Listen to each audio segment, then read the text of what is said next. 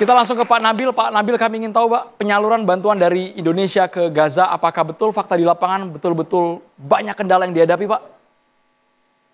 Baik, terima kasih. Memang kalau kita lihat penyaluran bantuan ke Gaza ini memang masih banyak kendalanya.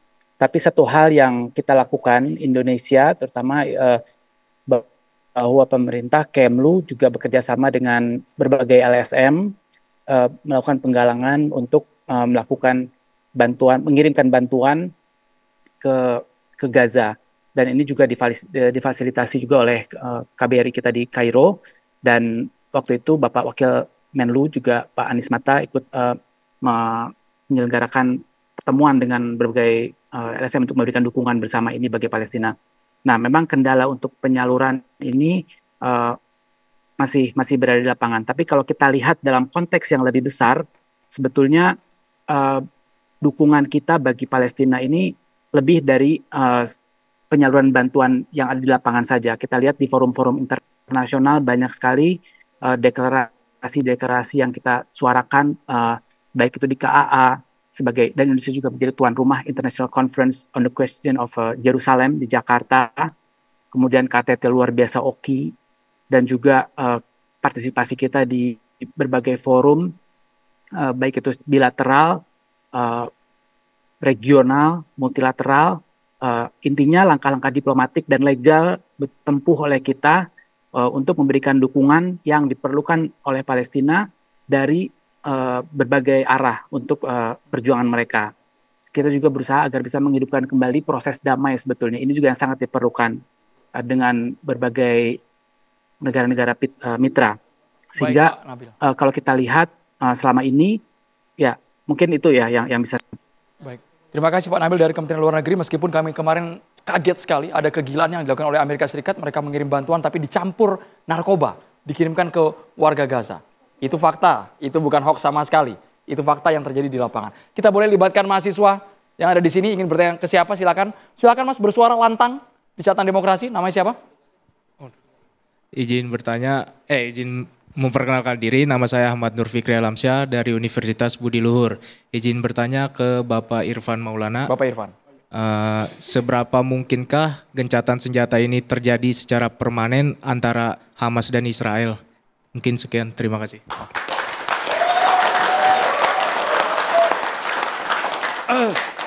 Saya langsung jawab. Langsung dijawab. Selama yang berkuasa masih rezim sayap kanan Zionis Mesianik Netanyahu, gencatan senjata ini absurd menurut saya. Karena ada dua hal. Satu, masalah ideologi. Buat orang-orang Zionis Mesianik, Israel Raya itu adalah nubuatan akhir zaman, kebangkitan kembali kerajaan Israel kuno, dengan menyambut kedatangan Mesayahnya mereka untuk dibangun lagi Bait Suci. Itu murni ideologi Zionis politik, bukan Yudaism religius ya. Karena orang-orang Zionis Yahudi religius, ortodok, mereka tidak begitu. Buat mereka, keberadaan orang-orang Yahudi diaspora itu adalah kehendak Tuhan. Itu doktrinnya orang-orang Yudaism anti-Zionis. Itu ada di Inggris, ada di Amerika, di mana-mana. Mereka keras menolak Israel. Jadi kata mereka, kehendak Tuhan pula nanti bangsa Yahudi itu akan kembali dengan kedatangan Mesias. Dan hidup damai bersama bangsa-bangsa yang lain. Tapi doktrin Zionis, Mesianik Zionis, radikal, ekstremis, rasis, apartheid ini, nanti negara Israel itu akan menjadi negara supremasi yang akan berada di atas bangsa-bangsa lain, bangsa superior. Karena itu kan Israel disebut negara apartheid sekarang. Itu sebab kenapa Afrika Selatan yang pernah mengalami penderitaan berat mengalami apartheid, melihat penderitaan bangsa Palestina itu seperti melihat dirinya. Itu sikap South Africa, bukan Muslim loh, mereka bukan Arab, mayoritas orang Kristen loh, jangan lupa, orang Anglikan. Desmond Tutu ininya kan tokohnya, itu orang Afrika Selatan paling keras menolak Israel. Kenapa? Karena pernah mengalami masa penindasan era apartheid, dan yang sekarang berlaku di Israel itu adalah apartheid. Kita juga lihat intelektual Yahudi anti-Zionis seperti Norman Finkelstein, Ilan Pappe, Avi Slaim dan lain-lain. Dia mengatakan, Norman Finkelstein itu mengatakan, saya itu keluarga saya sebagian besar mati di kamp konsentrasi Nazi. Itu Norman Finkelstein, orang Yahudi intelektual Amerika. Dia katakan yang dilakukan Israel sekarang seperti yang dilakukan oleh Nazi dulu pada orang Yahudi. Nah sekarang Israel melakukan yang sama kepada orang Palestina. Seperti yang dilakukan oleh Nazi dulu. Keras itu. Itu sebabnya ini bukan persoalan agama tertentu. Karena kita lihat di orang Yahudi juga keras penolakan itu. Perilaku Zionis saat ini seperti Nazi Jadi saya tempo dulu. pesimis selama Netanyahu dan rezim ini berkuasa. Itu. Yang kedua, kepentingan pribadi Netanyahu. Ini yang mengatakan Bill Clinton. Bill Clinton bilang Netanyahu menyeret eskalasi Amerika dalam perang dengan Iran itu karena untuk kepentingan dirinya. Biar dia tetap berkuasa, biar dia tidak diadili. Kita boleh bergeser dulu. Mbak Monik, gencatan senjata Hamas Israel versi Kang Ifar absurd, angan-angan belaka. Israel dan pihak Palestina sudah pernah berjabat tangan dan mendapatkan Nobel Perdamaian pada tahun 1994. Waktu itu Yasser Arafat dengan Yitzhak Rabin dan Oke, kalau lupa di skip saja, Mbak. Oke, saya skip ya. Si Rabin sampai dibunuh oleh orang yang tidak ingin ada perdamaian.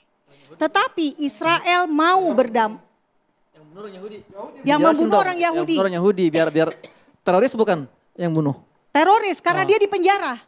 Itulah ketegasan hukum di Israel. Teroris masuk penjara, nggak ada yang dibelai-belai, nggak ada yang dielus-elus. Nah, Israel kasih tanah. Setelah berjabat tangan itu kasih tanah Yudea dan Samaria yang tadinya dikuasai oleh Yordania diberikan kepada otoritas Palestina. Sehingga sekarang peta tepi barat itu menjadi 3 bagian. A dan B untuk Palestina. Bukan ngasih tanah, mengembalikan tanah. Sejak kapan Pak dimiliki? Yudea dan Samaria itu sejak dahulu adalah wilayah Israel. Kita balik lagi kerajaan Israel. Gitu ya, kita belajar sejarahnya. Jadi begini, ini bukan soal agama, ini bukan soal sejarah. Jadi soal apa? Ini soal kebenaran. Kebenaran bisa disalahkan tahun ini, tetapi kebenaran pasti tidak akan terkalahkan. Israel punya kebenaran itu. Karena apa? Sejarah ada, di kitab sucinya ada. Kalau saya tidak percaya dengan kerajaan Israel, artinya buat apa saya jadi orang Kristen? Saya buang aja Alkitab saya. Besok gereja pada kosong. Karena perjanjian lama dibuang. Perjanjian lama, Alkitab perjanjian lama itu kitab sucinya orang Yahudi. Nah, soal Sionisme. Sion adalah kata dari Yerusalem. Kata lain dari Yerusalem. Sionisme adalah gerakan politik untuk kembali ke Yerusalem. Orang-orang Yahudi diaspora, tadi saya sudah ngomong 70 Masehi, Romawi menyebarkan orang Yahudi dibawa ke Roma dari Yerusalem. Itulah mereka yang ada di Eropa, ada di mana-mana itu kembali pulang, kembali ke Yerusalem. Tahun 1897. Indonesia kebangkitan nasional kita kapan?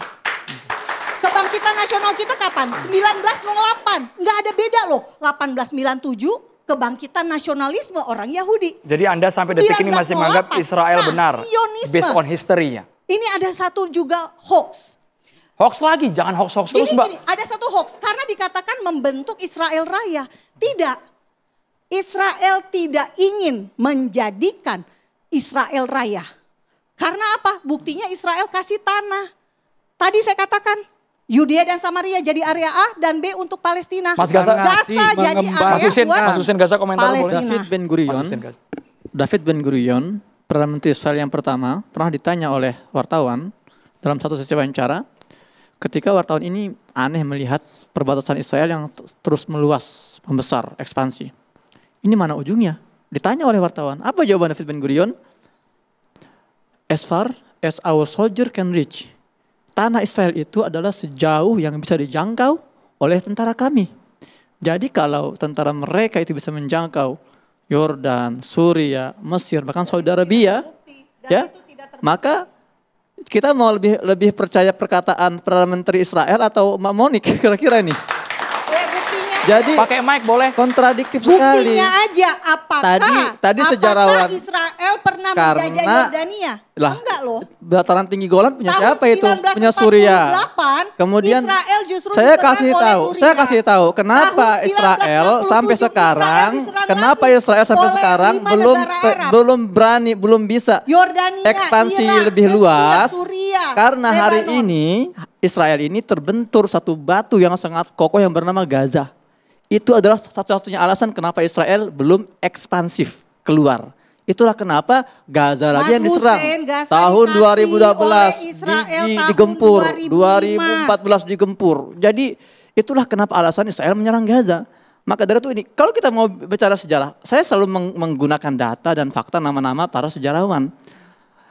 Kenapa ada Israel di Palestina? Ini akar permasalahannya sebetulnya ya. Dan ini banyak kita keliru memahami bahwa ini adalah konflik antara dua negara, konflik politik, perbatasan. Bukan. Kalau kita masih memahami bahwa konflik Palestina Israel ini konflik perbatasan atau dua negara, selamanya kita akan gagal memahami output dan solusinya. Saya jelaskan menggunakan istilahnya Profesor Dr. Abdul Fattah Uwaisi, ini profesor di bidang hubungan internasional di Essex University. Dia mengatakan apa? Israel is not a state. Israel is Western strategic Western colonial project. Dia bilang Israel ini bukan sebuah negara. Oke. Israel ini adalah proyek penjajahan kolonial Barat. Itulah kenapa ketika Gaza melawan Israel, yang panik Amerika, Inggris, Prancis, Jerman. Kenapa? Karena bagi mereka, bagi Eropa, bagi Barat, Israel ini bukan hanya sebatas negara. Ini adalah benteng terakhir pertahanan mereka. Bu Susi. Dan satu lagi Bu, mohon maaf Bu ya.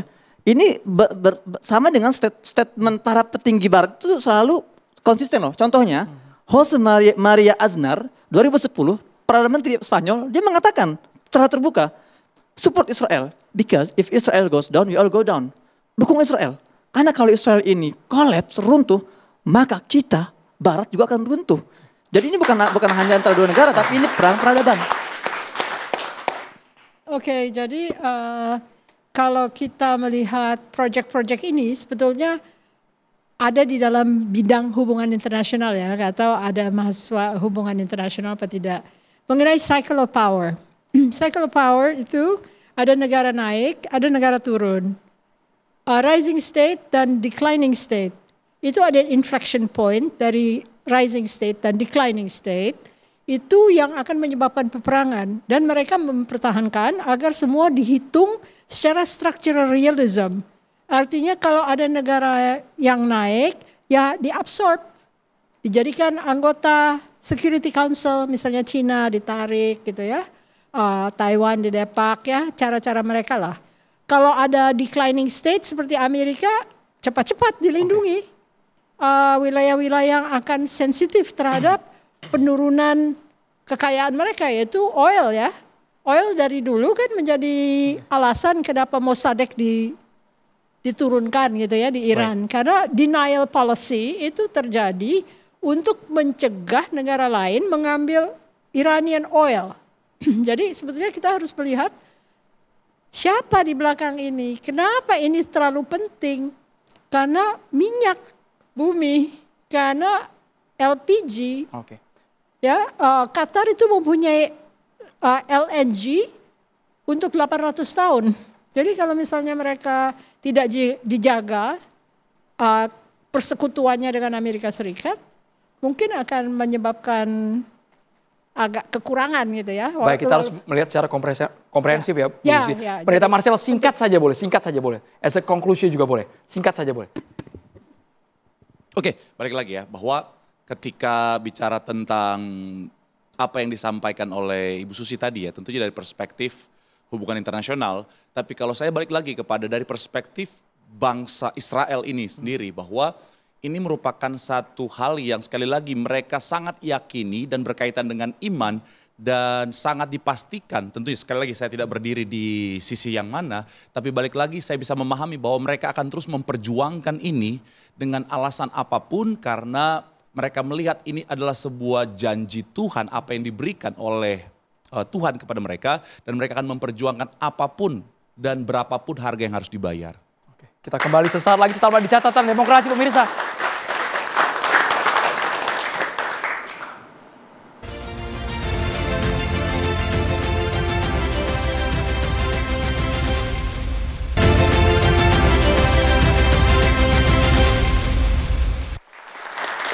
Dalam konteks genosida yang dialami oleh warga Gaza, jelas tidak ada posisi netral. Untuk semua orang, umat manusia, jelas yang harus kita junjung tinggi adalah sebuah kemanusiaan. Terima kasih banyak Bapak Ibu sudah hadir di Catatan Demokrasi.